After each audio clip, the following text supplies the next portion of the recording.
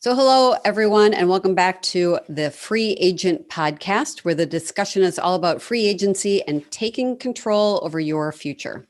The mission of my show is to share inspiring conversations with real people who took the leap into self-employment, business ownership, franchising, and freedom.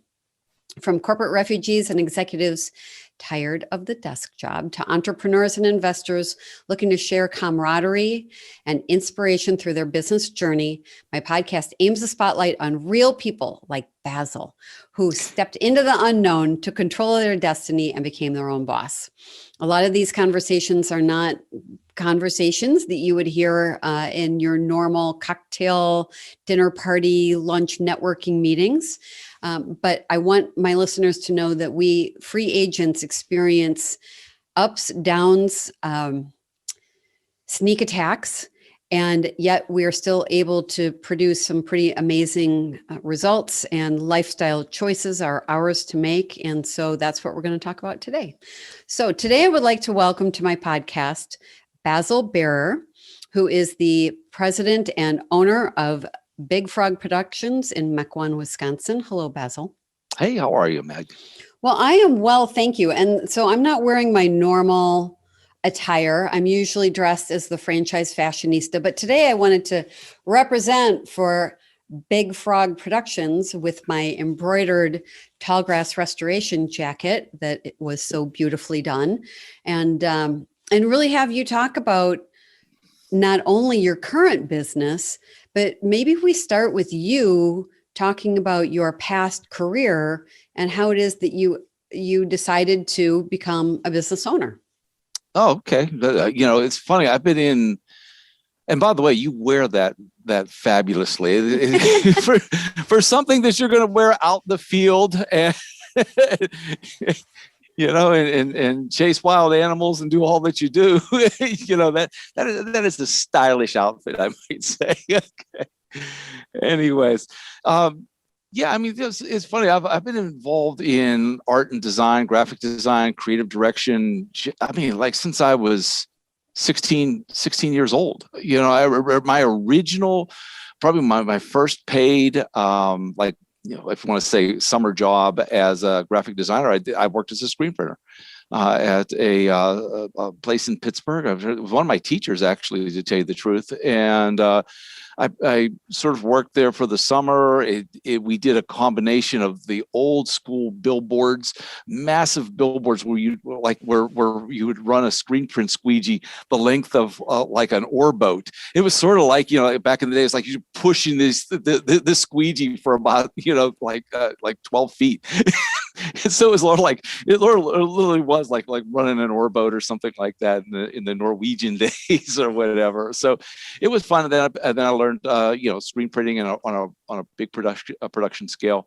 So it gave me a sort of insight to what the professional world was, doing things on deadline and things like that. So as I got into school, I worked more projects, and I did a lot of freelancing and things like that in my to begin with. I kind of got into the creative world with a little bit of a head start, at the end of the day, with some practical experience and things like that. The funny thing is like my parents, man, I tell you what, as an entrepreneur, as a young kid entrepreneur, I was doing pretty good for myself. If I told you in the 70s, I was making $25 an hour at least, do you know what I mean? Or I was making $25 a pay stub and doing maybe, at least a dozen pay stubs a night. Do you know what I mean? A small, easy thing. I was doing really good for myself. Yeah, you were. So it was a huge shock when I went into the corporate world. But it's like I had to do it because I think my parents were just afraid I was going to starve. I really did. You tell your parents, like, these are steel worker parents back in the day in Pittsburgh. I told my dad that I was going to be an artist. Oh my God. Starving artist is how are you going to provide, and things like that. Especially when I finally moved down to North Carolina for my first kind of dream retail job. I was working at a little company called Ivy's, which later got kind of bought out by Dillard's, and I switched over into Belk, which was actually a big force at the time down in the Carolinas and the what they call the Eastern Gold Coast of the United States. They had at the time about 50 stores. Worked there for a while, probably down there about 10 years, and then moved on, had an opportunity to go to Target. And this was before Target had really established itself. And so to be at Target during the years of development and be actually on the creative teams creating the logos, the look, the branding, and seeing it from the ground up. I mean, you couldn't ask for a better, background. It was an exciting time. The job itself, and then just the job in creative direction itself, kind of gave me a chance to do things and see things in ways that you wouldn't see you could go to an island, right? You can go to the Hawaii or something like that on vacation and see it one way, but when you're shooting there or you're art directing there, a big photo shoot or something like that, you see it differently behind the scenes. It's kind of an interesting way to see all these things at the end of the day. And so from there, from Target, we spent a good amount of time there. I think about 10 years there or something like that, and had an opportunity to join an agency that was doing mostly retail work. Ambrosi in Chicago was doing mostly retail work for Sears, Godiva, Ulta, things like that. So I joined that team. For a couple of years. At the end of the day, it's like I was there. I got to admit, the agency life is a different life. Now that is much more entrepreneurial at the end of the day, and you're really as a creative director seen as almost like an owner, an owner type executive. So the responsibility of keeping everybody employed, doing a good job maintaining and holding accounts is pretty pretty rigorous, to tell you the truth. I would tell you that a lot of times, although the words creative director sound very heady and and really big time, it's probably the least creative thing you ever do. It's like it's a lot more really management. Yeah, it's a lot of management at the end of the day. Then I was lucky enough. There was a young lady who I used to work with at Target had moved to Kohl's, and she said, "Hey, you know what we did at Target?" I go, "Yeah, hey, you want to do it at Kohl's?" And I go, "Okay." So we went to Kohl's, and I held a creative director role. Then, like, creative director at Kohl's went through many areas of expertise. I think I started in brand management and eventually moved to their division where all of the creative production was, like, it was basically the production for all the commercials and all the photography and e-commerce and all those things that kind of ran through a big one of the biggest photo studios in the country, and with every kind of toy that you could believe that you could have and things like that. But it was a really interesting ship to drive. I think I started in that with a $28 million budget or something like that, and then over time we actually reduced it on purpose. Times required that you do that. It just did it to sort of pare back, think about where they're going to the future, and then where they wanted to take their advertising. And it actually required that prudently to pare back, what on great things. Training for owning your own business. Yeah, it was. Yeah. I think so. At the end of the day, I mean, I don't know if it's a big deal. I think we were in the high 20s, and then I think we moved it all the way down. When I left, I think we're down to 16 million, so it was nearly half of what we were doing at the with some work. But that said, you know what I mean? It's like you do get the I'm going to call it the opportunity where they say, "Hey, we're going to change direction. We're going to move something, and we're paring back." And so it did offer me generously on their part to leave the company and kind of have sort of a nest egg to start something new. And it's funny, I had an inkling. I thought at first, and Meg, I worked with you on it originally. I really did. I really thought that I was going to like buy a couple Subways or something like that. We just call it a day. You know what I mean? It's simple. It's done. You move on. But then it was funny because the night before you called me and we had our discussion on what to do, I had looked and seen this opportunity at Big Frog. And I thought, that's kind of interesting. And then when we spoke, I think that was one of the first companies that you had talked about was Big Frog, and then I looked at that, I said, okay, it's too good to be true. And the kind of journey that you and I went through, I think we looked at tree companies, we looked at Party Princess, we looked at, a number of different places, and it all cycled back to Big Frog, as an opportunity where I would feel comfortable, being in that environment, working with those kind of tools and representing that kind of group. And so I thought that was, it was a good choice for me, at least personality wise. Do you know what I mean? To Well, get and your involved. skill sets too. You have this left brain, right brain thing between having fiscal responsibility for a big budget. Yeah. And then you've got your creative side that really likes to create and produce interesting, exciting new ideas. So Right. For me, it was all a matter of how do I marry together for not only you, but also your wife and your daughter, because you have a family business. So you should tell us about how is it now that the three of you are working together and have been for some time? You're maturing into a nice business here.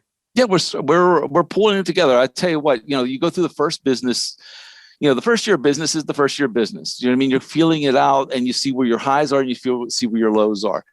Got to admit, COVID kind of threw you a curve. I mean, it did, especially when your business is based off of events and people gathering. I had put a lot of advertising, marketing, and emphasis into downtown Milwaukee, knowing that we were going to have a convention down there, knowing that we're going to have an increased, festivals and just increased presence. And it didn't happen. And probably to make things worse, a lot of the contacts I had made simply went out of business, these restaurants and things like that, so it was like, wow, that it took me a sec. It took me a sec, but the issue was, Liz, I think we bounced back. I mean, and I credit, you've got a chance to meet Brittany, and she's sort of like a spark plug at the end of the day. Brittany's my daughter and our manager, and she's, well, construction, her husband is in construction. She said, hey, Jordan's busier than he's ever been. So we shifted everything to, contracting and lawn and garden and things like that. It was sort of like, let's figure out as we go what we're going to do. And, do you mean you started to focus on essential businesses? Not so much even essential business. Well, we had a big chunk. Matter of fact, we were even featured on the news in Milwaukee just recently on our partnership with a company called Scrubs and Above. During COVID and things like that. My challenge, as a print house where you buy mostly what I'm called blanks merchandise that's specifically designed for decorating and things like that. You don't get sort of the access to your higher level medical garments. These are your Healing Hands, the Grey's Anatomy. These are you'd have to be a scrub store, basically. And so I found by partnering with a woman that we met up in Grafton, we were doing a little bit of like embroidery for her, but I said, hey, you have something that I need. And so let's build out a business for you right here. As a matter of fact, if you allow me to turn the camera here quickly, perfect. There's a whole display. Let's see if you see it there. There's somebody with a garb and things like that. And I'm sure that the sun's kind of taking it out. No, it looks really great. There's a whole area there, strictly advertising Scrubs and Above. And they give me a professional level that's garment that I can sell to these boutiques down where I'm at. Like this strip that I'm at has a lot of boutique kind of physicians and doctors' offices and dentists' offices, and they want more than your average scrub. They want something that looks dressy, something super comfortable, and so we kind of combine those two works together, and that carried us, got us at least through, paid some bills during the COVID time. As far as that was concerned. So that was an interesting, and like I said, that whole relationship was actually featured on the news not too long ago, where the two businesses came together and did that. So was there a point at which, so you'd left corporate America, here you are now owning your own business. Was there a day or a situation where you went, oh, holy crap, I own this? Or when you said to yourself, I think that was last night. I think last night I did that. Or another time. I was paying bills. I think I was paying bills. That occurred to me. The flip side of that coin, though, is, I own this. I can't be fired. I can't be traded like a free agent. now I have particular freedoms that I did not have before. So let's talk about the up and the down, because it's certainly in the last 12 months or 18 months really been a huge swing. Yeah, it's been huge. We've seen things. We've gone through high highs, and then we've gone through the low. I mean, very low lows. And part of the financial impact of this is like, hey, getting your lows to be at least break even. Do you know what I mean? And then making sure that you're storing what you're making during your highs. Do you know what I mean? So you can cover where you're, like, I guess the general expanse of business. Because with every business, when you feel it, there's going to be highs and lows with what we do. And for me, when I was working when you worked with in the corporate world, the longer I was there, the more antiseptic it was that your involvement, the things that you touch. It gets far away from you. You have these big staffs, 300 some people and stuff like that. You never you're lucky to remember everybody's name, let alone understand exactly who's working on everything. That becomes a job in and of itself, just knowing people and making sure you're giving the praise and feedback that you need to run a big team, and when you get into this environment, it's different. And it's funny because I've really gone through an evolution on this. When I was in here at first, I kind of felt like, hey, I got myself a job that I really love. You know what I mean? I really love doing this. But I think as I evolved and I start to find that, like, hey, it doesn't do the business good to have me be here personally. Do you know what I mean? And design and run, because that's not my purpose. My purpose is to drive this business and to evolve new businesses. Yeah. What we see right now with it, like you said, when we talked about the family and the family businesses like that, where Brittany has a pretty good handle on what happens here day to day. Coretta's business, which is an embroidery business, is growing. And so we have to make decisions. Do I want to see Coretta actually being part of that, or do I want to come home and be part of, actually doing actual embroidery every evening? Or is it time now to hire new employees for that, expand that facility, get that out of the house? Do you know what I mean? And build something new. And like we had said, there was that opportunity. Yeah, there. The embroidery. But I'm really getting kind of warm, so I'm gonna. Maybe. Oh, are you branded? You're branded head to toe. That's great. Wait a minute. Oh, and you're branded on the back too. Very good. I needed to represent. Yes, you did. Shamelessly plug it. Both Big Frog and Tall Grass covered. So my company, but yours, Big Frog Productions. I was just recommending you today. The fun thing about having a diversified household income stream, we've got, 5, 6, 7 different businesses that my husband and I operate. I've got my typical day-to-day franchise placement business, but then we have this tall grass. And today I took the dog to the vet, and it turns out that the vet is one of our most ardent flag waving supporters, because we do maintenance, prairie maintenance at his property. And he said, it would be great if you guys had a gift shop at Tallgrass, but people don't come to us. Our guys go, our Right. teams, our crews go to do the work at other people's property. And so he said, I love your jacket and I love your t-shirt. Can I order some? And I said, Big Frog Productions, Mequon. Yeah. I introduce you to Basil. Okay, great. We'll put an online store up for you. That's actually kind of taken off. That was one of the things that, Big Frog was, fiercely, created with Leeward's vision. To be a very personal experience. You worked one-on-one, and he felt, strongly that was, the way that this business differentiated itself from other screen printers and other businesses, where you'd walk into some, normally if you go to a screen printer, you're either going to go to some sort of small kind of, I don't know, like a garage type thing, or or you're going to go to a big facility. Do you know what I mean?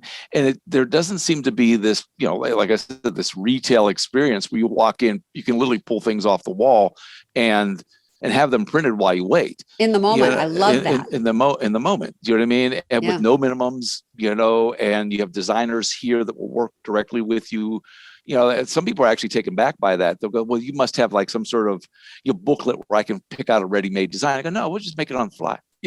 And it's challenging. Sometimes this is challenging for a customer because there's so many options there, as it is for some designers who, are they get this schooling on developing a skill of being able to hear somebody speak and then sort of like have it flow and come up on the screen.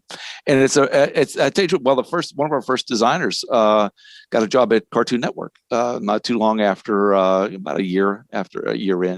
Do you know what I mean? And she came in, I would say for sure, she came in or left a better designer and more confident than she came in. So at least that's a great, great thing. And then there's evolutions of even Brittany's background's a dance, you know what I mean? But she evolved in, the customer experience and developing customer relationships. And I think she does an outstanding job. She was a little spitfire at the event where I met her in person. What a great brand ambassador. And I do understand the challenges of having a family business, and sometimes there's too much togetherness. Other times you can just stand back and say, not only is she your daughter, but she was saying to me as her father, how she has been watching both you and Coretta, your wife, you're all evolving into new and different multidimensional, interesting people with this opportunity that hadn't been at your fingertips 5 years ago. Yeah. But when you were able to break free from the constraints of the corporate world, now here you are in the community. People know who you are. People know the production or the quality of the production. And it's expanding out here to little Milton, Wisconsin, where we've got tall grass. And my son placed an order he fell in love with the logo out here too. It's one of the real benefits of your business is that it doesn't have to be a large quantity order for it to be affordable and beautifully produced. No, it's not. To tell you the truth, sometimes I would tell you that this business, at least everything I've modeled this to, is to directly, reach out to small business with, let's say 1 to 10 people. It's really it becomes very personal.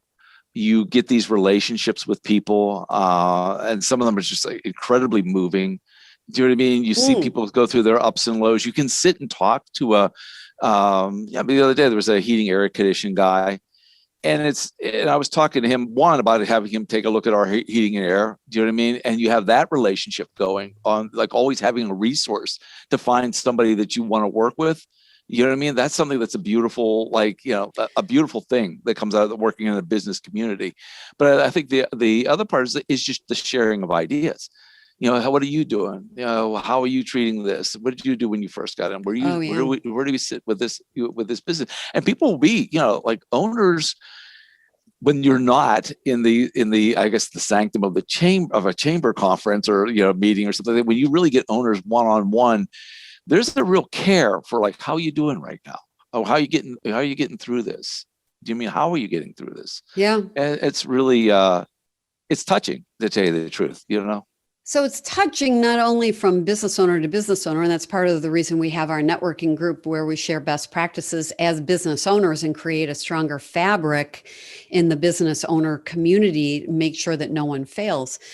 But with your particular products and offerings, you must see some interesting or experience interesting stories coming through the door of marriage or death in memorial T-shirts for an anniversary, 75th anniversary, or the death of somebody. So are there particular, maybe a really positive impact in a sad situation where you at Big Frog were able to provide? Yeah, I'm sorry. The one that's always, to this date, it was kind of really the most interesting job I've ever done. It's a little melancholy, so bear with me on it. A woman comes into the store, she's elderly, and she goes, I'm making a T-shirt and the t-shirt says, I have stage 4 cancer and I'm okay with that. And it was right at Thanksgiving. And I go, really? And she goes, yeah. She goes, I really only have a short time to live. And I wanted to wear this Thanksgiving when all the family gets together, and I want to sort of unveil what's going on with me and walk them through it and let them know I'm okay with it. And it was powerful. You know what I mean? I said, oh my God, okay. All right. That's what we did. We pulled together a shirt for her, and she wore it that day. Her family came back later on and they did a life celebration for her. And they bought shirts for the entire family and things like that. Now privately, she came back to me, and this is where it really kind of throws you over the edge. She wanted a shirt that she would pass in, like a shirt that she'd be in the hospital. And so I made that, and it's like, it's I can't even believe I share it like in this setting, but it's still a really powerful moment. Wow. That is just an amazing participation in a life decision and a reveal. It's not a baby. This is a completely different kind of a reveal, but to be that intimately attached to the passing of somebody. Wow, yeah. Basil, that's quite a story. Yeah, that's really crazy. But there's a lot of like really happy things too. With this, everything from a little girl that would be out in their car and she drew something. She came in, can you make this a shirt? Yeah, I can. Do you know what I mean? To, a kid starting a business for the first time. I don't know how many kids come in here every day, whether they're doing their fashionista and they're starting their online business, or if they're, working on starting up like a lawn and garden business or something like that. And we make their first shirt for them, and like, boom, it's legitimate. Like all of a sudden they're like, because they're wearing something, there's somebody, they're official. Their shoulders go back, and it's like, yeah, this is mine. And between that, and then also just knowing, and sometimes I always get a little angry because I'll hear stories of how like a bigger screen printer, they get busy. I'm not downplaying them, but sometimes these guys get busy and they don't get an order done, or they don't get an order right. And, a family maybe left in the lurch. I don't know how many times I've had people come in and say, hey, I had this as a screen printer, they can't do the job. And now I have 3 days or 2 days before, and everybody's told me it's going to take them 2 weeks to get the job done. And so we'll pull off jobs like that for people and help them out. And they, once again, I think if you read a lot of our Google reviews and things like, you'll hear those stories across the board of people saying, hey man, they really helped out, and the service was excellent. So here we are in the second quarter of 2021, and you've been in business for how long now? You've been open about for 2.5 18 years now. Yeah. Okay. 2.5 years.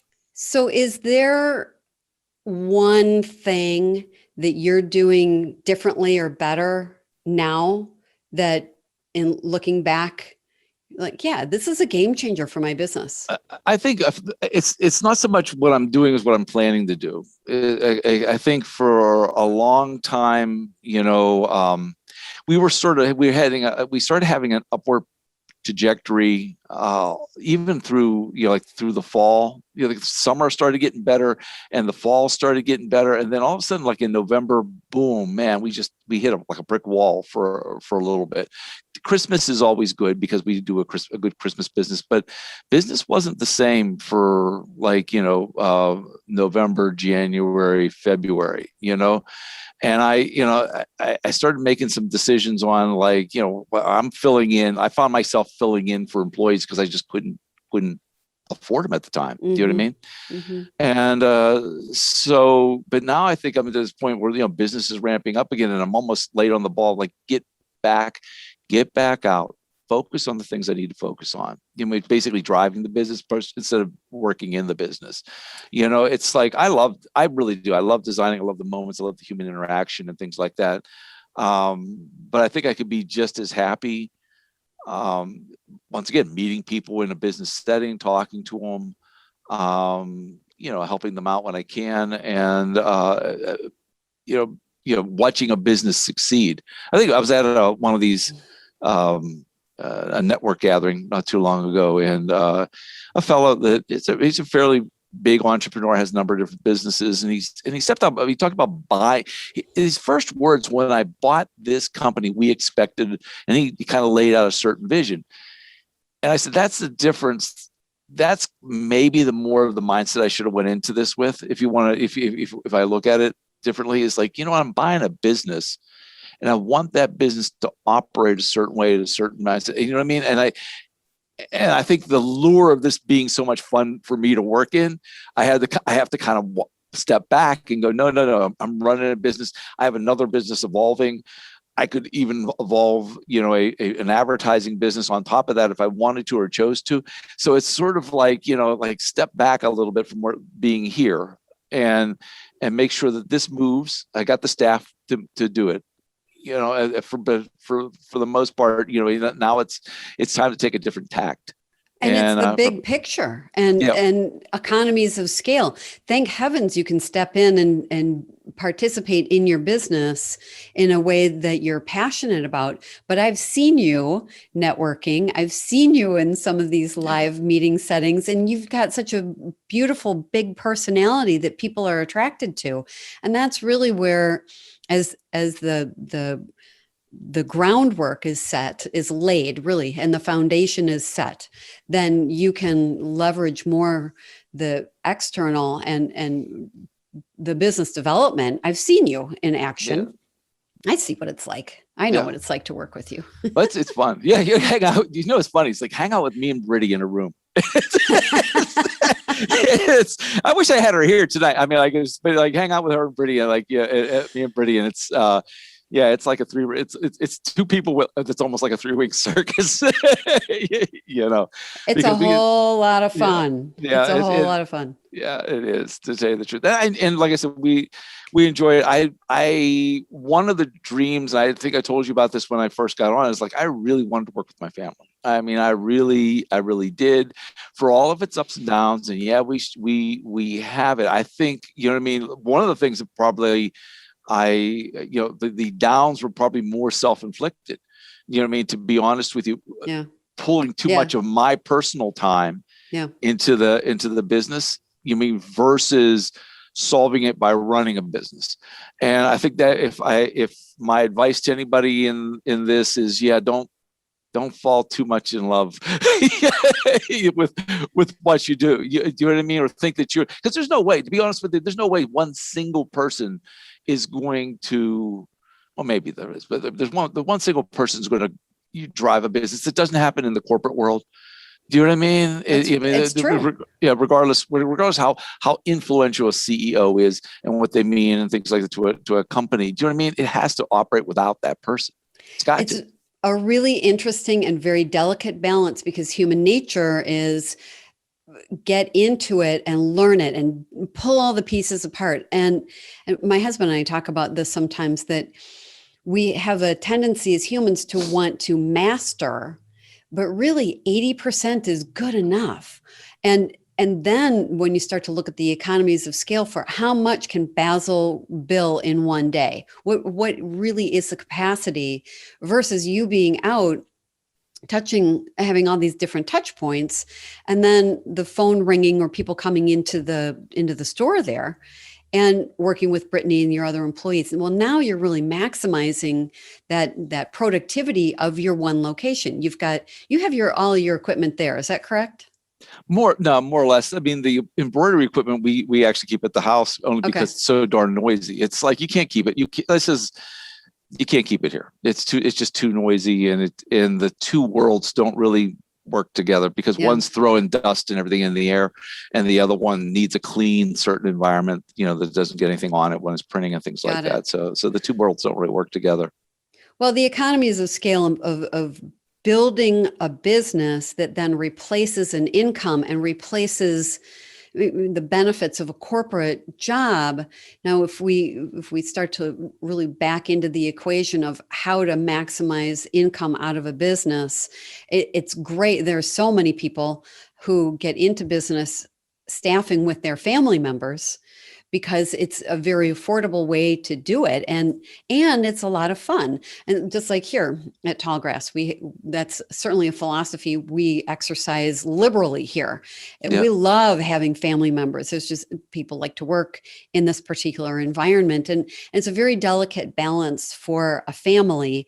And when we were working together, that was very important for me, to protect your wife, your lifestyle, and your money, and to make sure that I remember saying to you, really, you're really ready to have a family business.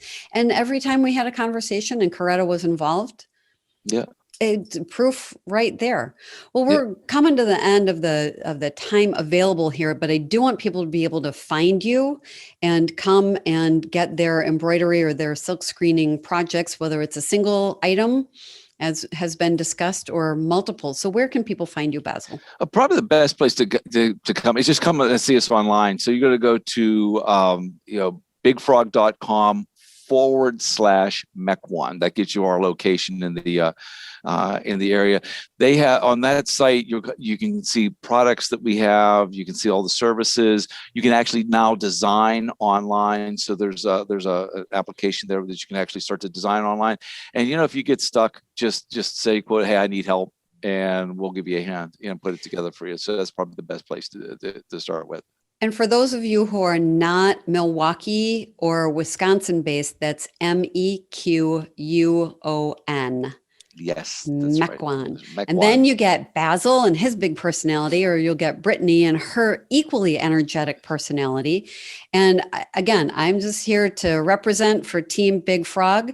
I love my embroidery. When I walk around here, or even back in Illinois, people will stop and comment about how beautifully done the garment is. So that's why I have numerous embroidered and silk screened items here, because it's a great output. Yeah. Thank you. I mean, it's funny about this. Like, sometimes you get in a situation where you want to outsource with other people because you just don't have the workload. You don't have the space or workload for it.